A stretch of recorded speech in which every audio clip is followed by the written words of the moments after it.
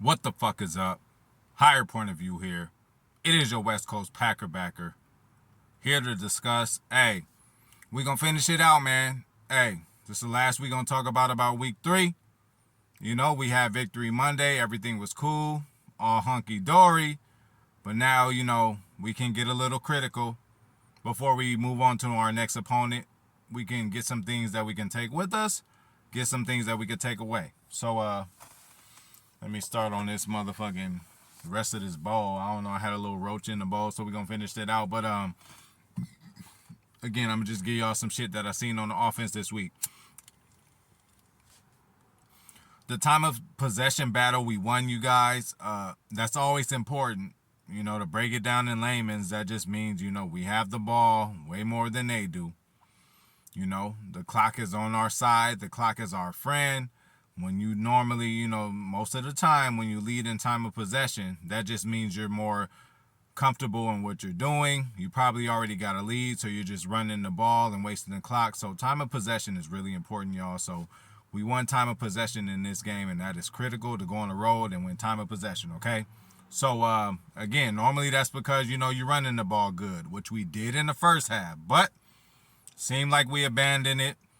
They gotta stick with it, even if you're getting 2, 3, sometimes 0 yards. Sometimes you don't have to worry about the production at that time. What you gotta worry about is the setup. What that production is setting up. Yeah, they just need to know. Defenses just need to know that no matter what, we're gonna run the ball. Whether we get 2, 3 yards, 10 yards, 20 yards, 30 yards, we're gonna just run the ball. So they have to honor it and respect it, and then that opens up the play action. So that's the importance of time of possession and running the ball.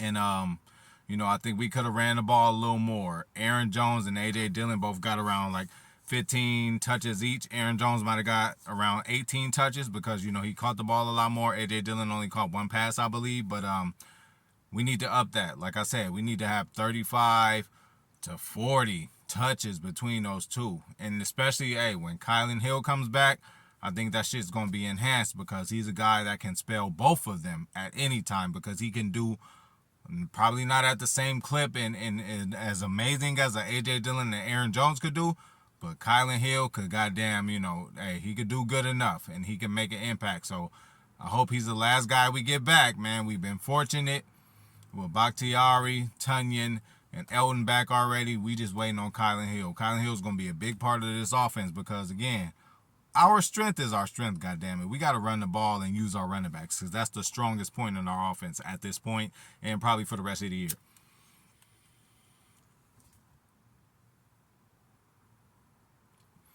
The play clock, we still having issues with. This is a Matt LaFleur and Aaron Rodgers problem, y'all. Ain't nothing else than that, Matt LaFleur has 8-syllable, 9, 10-word plays called. Aaron Rodgers loves to fucking gather information from the defense, which he tried to, I don't know if he planned this and told Pat McAfee, say, hey, Pat McAfee might have told him ahead of time, hey, I'm going to start a new segment where I'm going over film.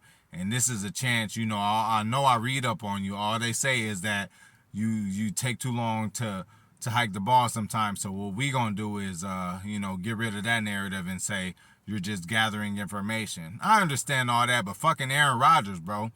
You got 17 to 16 years of information, dog, in your motherfucking head that you can have and you can recollect.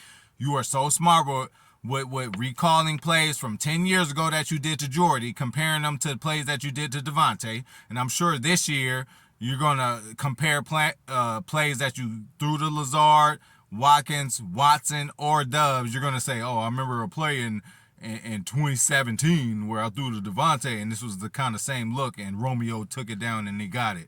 So you're going to do that shit. You know what I'm saying? But again, this shit has to get better. Peyton Manning, the great Peyton Manning. Shout out to motherfucking Bernard Nixon. Peyton Manning, hey, he'll go to the line within 5 seconds. He'll be like, oh, this what you doing? Okay, receiver, I'm going to need you over here. This receiver, I'm gonna need you over here. Tight ends, stay right there. Do this route.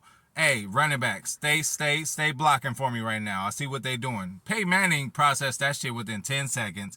He will hike the ball, throw a touchdown with like 8 to 6 seconds left on the clock. You know, Aaron, I ain't asking you to be Peyton. Peyton's a different kind of monster when it comes to that shit. I still think you're the better player than him, but goddamn it, Aaron, you need to process shit faster if that's really the take that you're doing or the excuse that you're using for taking the play clock down. Number one, we burn timeouts because LaFleur gets nervous. He thinks you're not going to get the ball off. Even if you think you're going to get it off with half a second or not even half a second left, a millisecond left, God damn it, coaches get nervous. He'll call a timeout. That's a wasted timeout. A timeout that we could use in the final drive if they were to score late on one of our tired defenses and we got to go and make a drive. Like, timeouts are very important. I would like that y'all, hey, first half, do what you do. Waste it. But second half, you don't need to be wasting no timeouts to get no delay of games, goddammit, because of this shit with the play clock. Hey, Matt LaFleur, can you condense the play call? Can you not use 8 fucking words? Hey, we don't need to hear tight end trips right, 24 trap, X post, Z 9 route. Like, we don't need to hear all that. Can you condense it? Can you just say, hey, RPO play number 1? You know, can you say play action play number 1, play action play number 2, play action play number 3? Can you condense this shit? Because I'm tired of the clock running down all the way to 0 where elite defenders and just defenders in general can just tee off and just say, hey, these motherfuckers ain't going to hike the ball to 0 anyway. So I'm not going to worry about getting called for, you know, encroachment or getting called for, you know, an offsides, because I know they going to hike the shit at fucking 0, at fucking 1, at fucking 2, especially at critical times in the game. Y'all got to stop that shit. Y'all got to process that shit a little earlier, LaFleur and Rodgers, and, you know, that's going to improve our offense.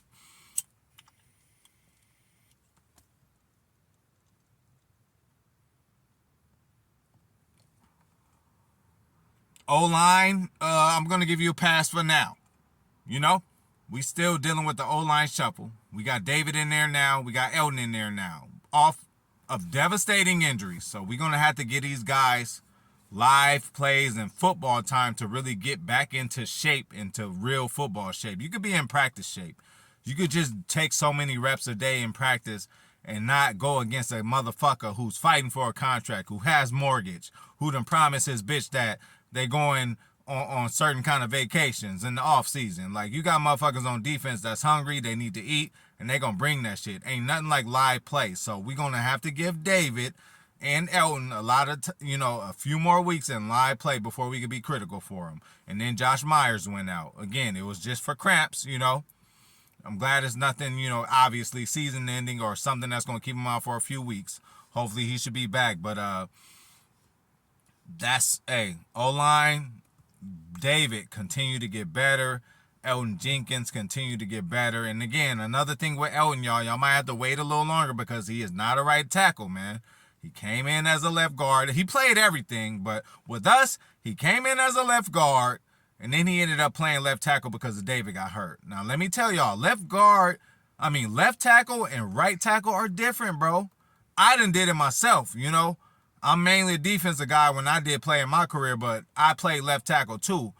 One time, the right tackle got hurt, and they figured the backup left tackle was good enough to put there, and I could go to right just because I was so good. But, bro, the plays are backwards, and it takes a little time to understand, when you're offensive lineman and you a left tackle, and they call, again, tight end trips right, 24 trap, that's running to the opposite side.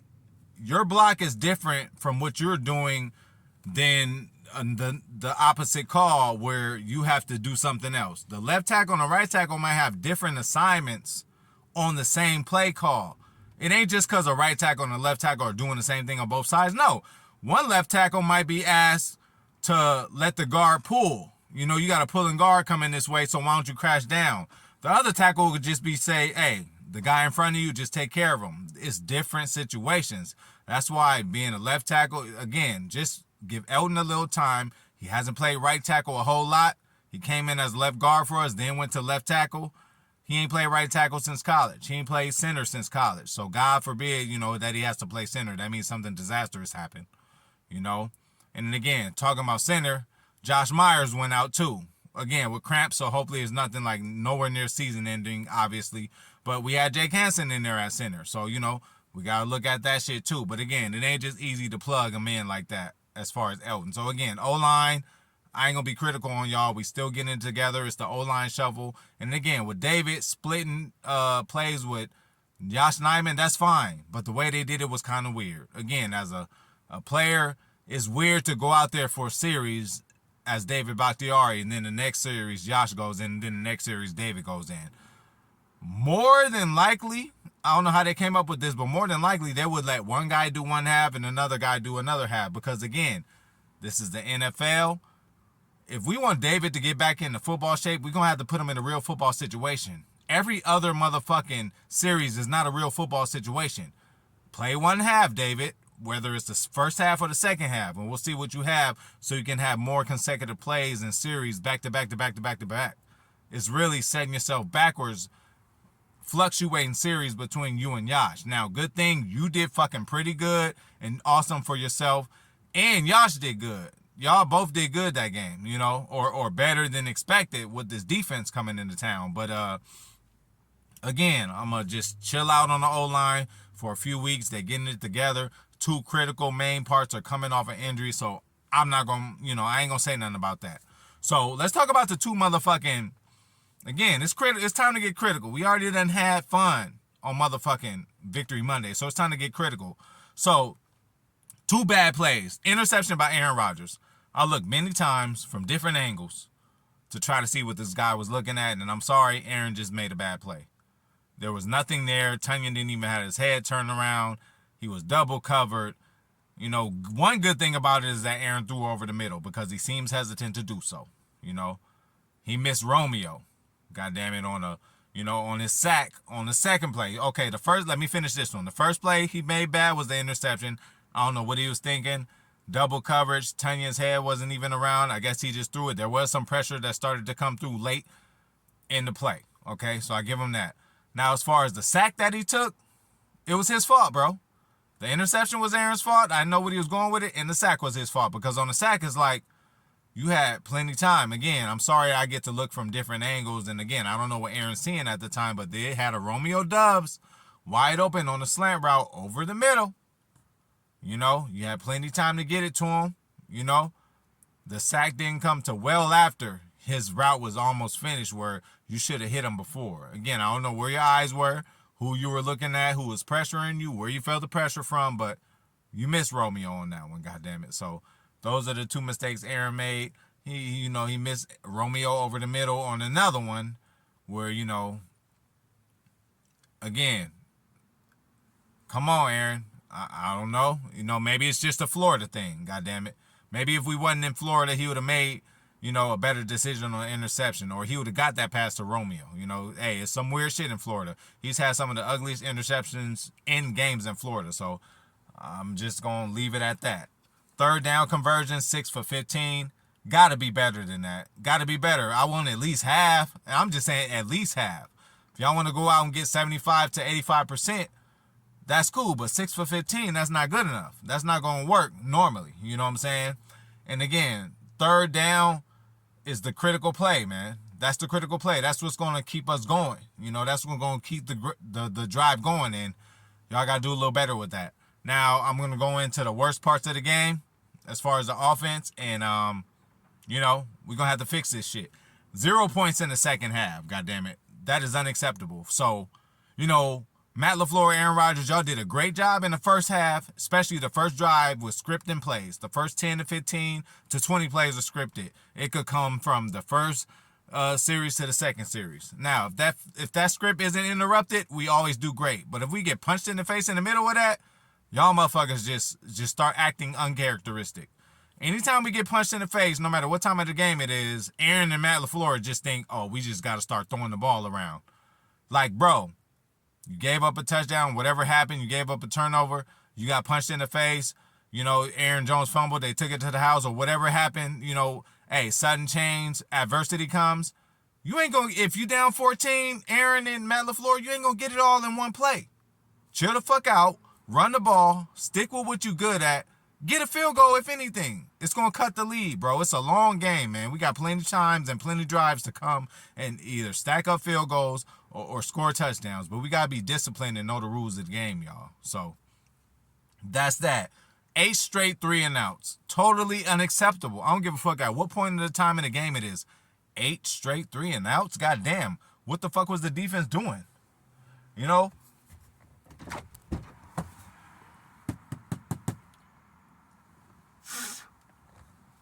What the fuck was the defense doing so tough that, bro, 8 straight 3-and-outs? That's kind of borderline embarrassing. You couldn't get a first down in motherfucking 8 positions?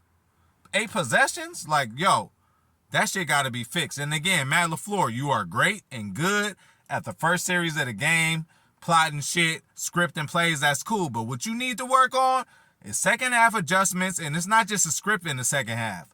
If you get away with some shit and you burn a great coach or a great defense in the first half, in the second half, don't do the same shit, Matt. Try something different because they seen how you burned them. They're going to adjust. They're going to try to stop that shit. You keep doing the same shit. You need to come with a better counter punch, Matt LaFleur. You know what I'm saying? Hey, we got over. You know, we got yards on this in the first half. We're going to go away from that. We're going to do something else because they're going to be looking to stop that. Why don't we call a decoy play for that shit? Come on, man. It's the NFL. We at the highest level. These defensive coaches, everybody else is getting paid too now. So they're going to come out and try their best and do what the fuck they need to do to stop you. So, hey, second half, Matt LaFleur, you got to get better with the game plan. If you get punched in the face, you got to have a good counter punch, man. Come on, let's get this shit together, man. Hey, first couple years in the playoffs, I'm like, it's cool. You know, he getting his feet wet. He a young coach. He made a mistake. But now, we done been through blowouts in the playoffs. We done been through close games in the playoffs, heartbreaking games in the playoffs. Now it's time for you to learn from all those bad experiences, Matt LaFleur, and get that shit together with your play calling and with your mannerisms and temperament after a fucking disaster happens. Just like the Aaron Jones fumble in the NFC Championship against Tampa Bay. I'm sorry, y'all. I got PTSD from this shit. Just like the big dog fumble, Mercedes Lewis, in the divisional against the Niners last year. When that shit happens, man, it changes the whole momentum of the fucking game, man. And we can't be having that shit. Every game in the regular season is just building blocks for us to get better and to learn. So when the playoffs come, we done seen every situation before. We done been blown out. We done blown motherfuckers out. We done had close games and won them. And we done lost close games and lost them. You know, we need every experience this year to see so we can have recollection of what we need to do when the time comes in playoffs. I'm not taking another bullshit ass playoffs loss this year, y'all. I'm not having that shit. I'm sorry, man. I've been really patient with y'all. So that's it, y'all. That's what I see on the offense, man. Hopefully we get better. 8 straight 3-and-outs, no good. 6 for 15 on third downs, no motherfucking good. And 0 points in the second half, no good.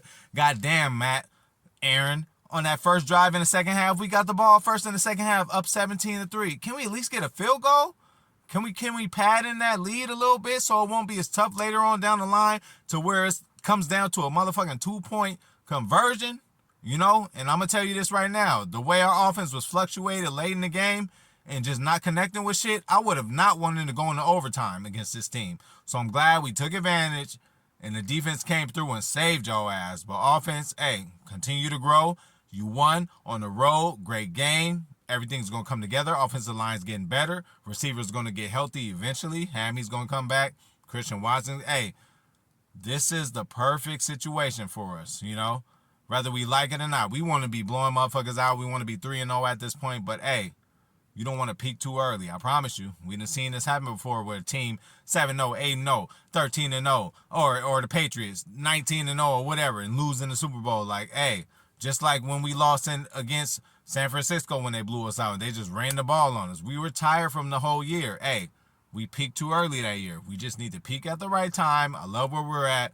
So, hey, tell me what the fuck y'all think in the comments. Like that shit. That shit is free as fucking hell. And, yeah, I'm out.